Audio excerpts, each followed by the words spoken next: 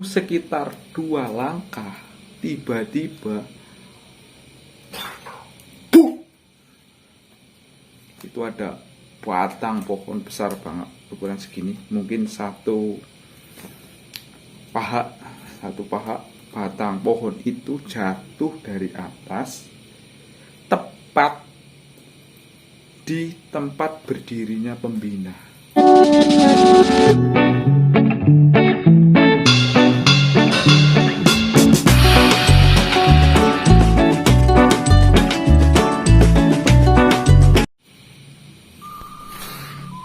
Assalamualaikum warahmatullahi wabarakatuh. Jumpa lagi dengan channelnya Pak RT.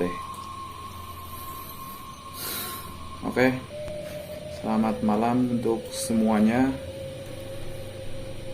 wargaku semua. Semoga sehat-sehat saja dan selalu dalam lindungannya dan dilancarkan rezekinya. Oke, di malam hari ini Pak RT berbeda dengan video-video sebelumnya. Kali ini Pak RT mau menceritakan hal mistik, kisah nyata yang dialami Pak RT sendiri, dengan judul lebih dari 50 orang kesurupan waktu berkemah. Oke, saya awali dengan cerita. Ini adalah kisah nyata, pengalaman dari saya sendiri. Karena cukup panjang, nanti mungkin saya akan bagi menjadi beberapa part.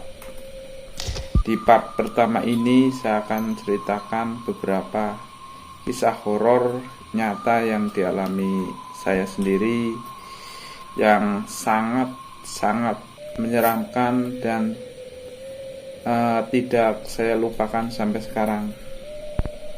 Ceritanya waktu itu pada tahun sekitar 2012, sekitar 9 tahun yang lalu. Pak RT waktu itu masih bersekolah kelas 2 SMK atau STM negeri ya. Waktu itu Pak RT menjadi kakak kelas untuk mengampu pramuka di SMK Negeri 1 Kabupaten Cilacap. Itu adalah acara pramuka Bantara atau disebut juga perkemahan Bantara, yang waktunya 3 hari 2 malam. Kebetulan karena saya sendiri sebagai pengampuh kakak kelas atau panitia juga sebagai dewan ambalan, saya ditugaskan untuk mencari lokasi perkemahan. Nah, satu persatu lokasi saya datangin, saya survei. Ada beberapa lokasi memang yang cukup bagus spotnya. Dari rekomendasi teman-teman, akhirnya singkat cerita ada satu tempat yang saya tuju sangat bagus, yaitu di daerah Pangandaran, Jawa Barat, tepatnya di Pantai Batu Karas. Nah, ceritanya waktu itu kita berniat mengadakan perkemahan Bantara dengan jumlah siswa kelas 1 itu sekitar 300, ditambah panitia termasuk saya ada sekitar 40, dan ditambah pembina maupun guru itu ada cuman sekitar 5-8 guru waktu itu.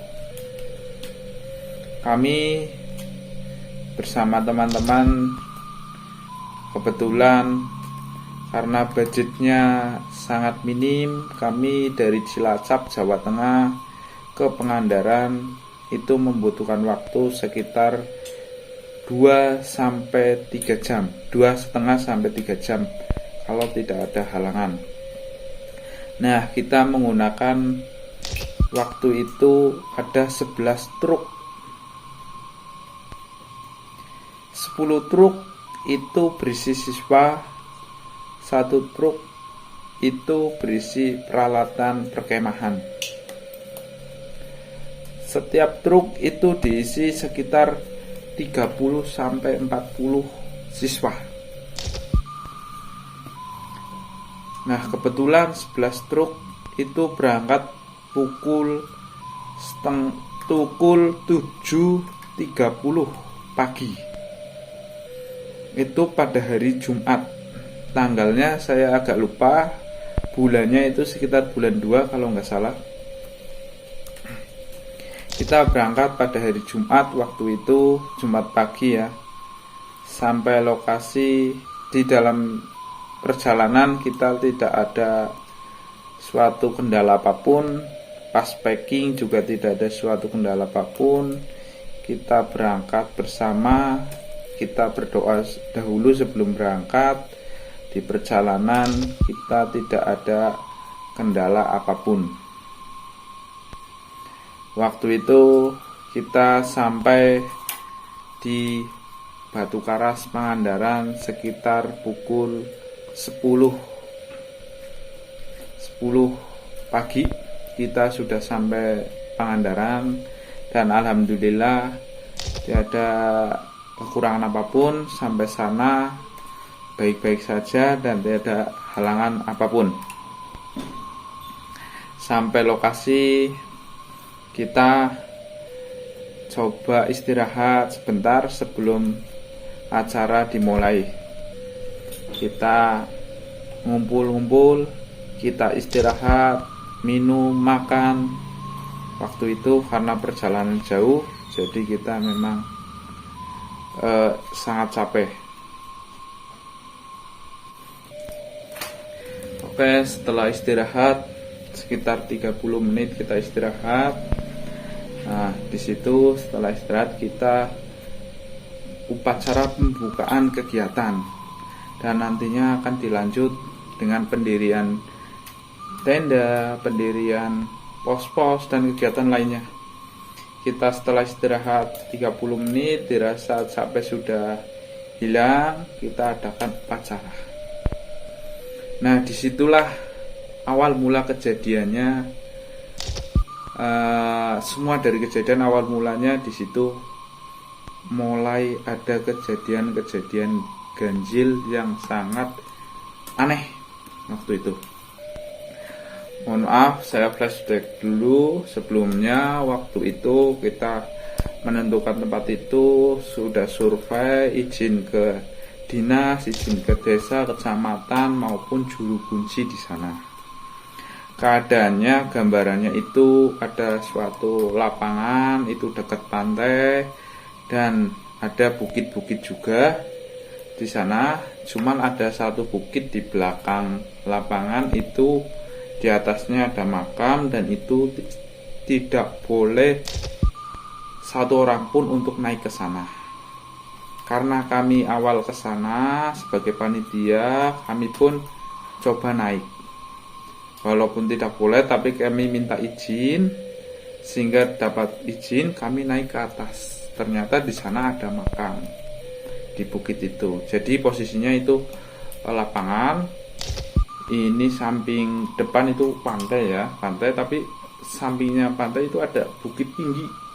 Nah, belakang ini itu ada warung-warung dan juga ada bukit lagi belakang sana, tapi sudah ke hutan sana. Lapangannya cukup lebar juga. Di sana kami izin sama juru kunci sana dan dapat izin, makanya kami laksanakan perkemahan itu. Oke, lanjut. Kita waktu itu sudah selesai istirahat dan kita adakan upacara pembukaan. Disitulah awal mula kejadian. Jadi gini, kita upacara itu seperti biasa ya. Kita upacara, bariskan karena kondisi lelah, tapi sudah makan, sudah istirahat dan tidak ada satupun yang sakit. Jadi kita adakan upacara semua. Upacarakan semua, dan saat upacara itu berjalan normal, ini belum selesai upacara. Nah, waktu acara pembina memberi amanat, waktu itu dalam upacara kan ada pembina memberi amanat. Tiba-tiba pas pembina memberi amanat itu ada seekor anjing besar. Padahal waktu kita survei di sana tidak ada seekor anjing pun. Warga pun saya lihat tidak ada yang ternak anjing. Mungkin itu anjing liar. Feeling saya itu anjing liar. Warnanya hitam, cukup besar anjing itu. Jadi posisinya ini adalah siswa berbaris. Nah, sini ada pembina. Pembina itu di bawah tebing yang dekat pantai. Waktu pembina memberikan arahan, memberikan masukan pada waktu upacara, memberikan sambutan, itu tiba-tiba di depannya ada anjing. Anjing hitam, besar, cukup besar itu anjing. Jalan, dan anjing itu membawa bangkai dalam mulutnya. Kelihatannya bangkai itu kalau nggak mentok ya ayam. Bangkai itu pun berwarna hitam, cuman memang kondisinya itu sudah agak bau dan masih berbentuk, masih ada bulunya, berbentuk ayam. Kalau nggak ayam mentok lah, karena kondisinya sudah bau juga. Itu tiba-tiba anjing itu bawa bangkai itu tepat di depan pembina upacara, mungkin jarak 1 meter. Si anjing itu tiba-tiba duduk di sana, meletakkan bangkainya, nggak dimakan. Anjing itu duduk diam, memperhatikan kita, si anjing. Kita pun memperhatikan anjing. Ini udah agak aneh. Biasanya anjing waktu ada orang itu pasti dia melipir ke samping, ke tempat untuk menghindari orang lah. Kalaupun ke depan banyak orang, lewat depan, mesti si anjing itu cuman lewat doang, menghindar. Tapi anehnya si anjing itu pas itu banyak orang, karena 300 siswa ditambah 40 pembina, 40 dewan, kita panitia termasuk saya, dan 8 guru. Pembina saat memberi sambutan, si anjing itu tiba-tiba jalan bawa bangkai itu dan meletakkan di depan pembina. Kita semua heran. Baru kita lihat di situ ada anjing membawa bangkai dan posisinya meletakkan di depan pembina. Itu sangat bau banget itu, karena bangkainya sudah memang agak busuk banget. Aneh juga sih itu anjing duduk di situ ada sekitar 5-10 menit. Si anjing itu tidak bergerak, duduk di depan pembina menunggu bangkainya. Kita heran, anjing itu cuma bisa melihat kita. Saat anjing itu pergi, bangkainya ditinggal di situ. Nah, dari panitia inisiatif, karena upacara pembukaan itu belum selesai, dari panitia membawa bangkai itu untuk dibuang. Walaupun bau banget, kita dari panitia ada inisiatif untuk membuang.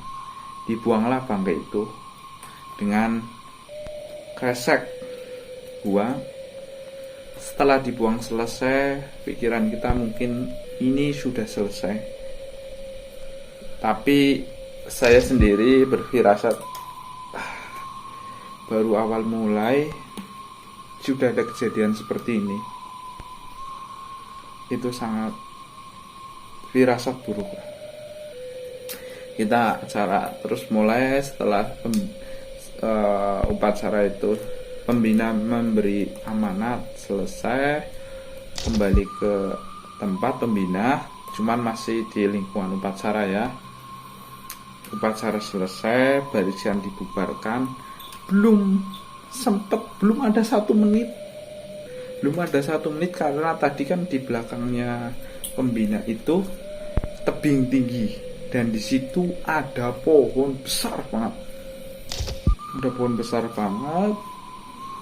Upacara baru selesai dibubarkan, pembina ini upacara belum selesai dibubarkan, pembina masih masih stay di depan kita, saat si pembawa acara bilang pembina upacara meninggalkan lapangan upacara.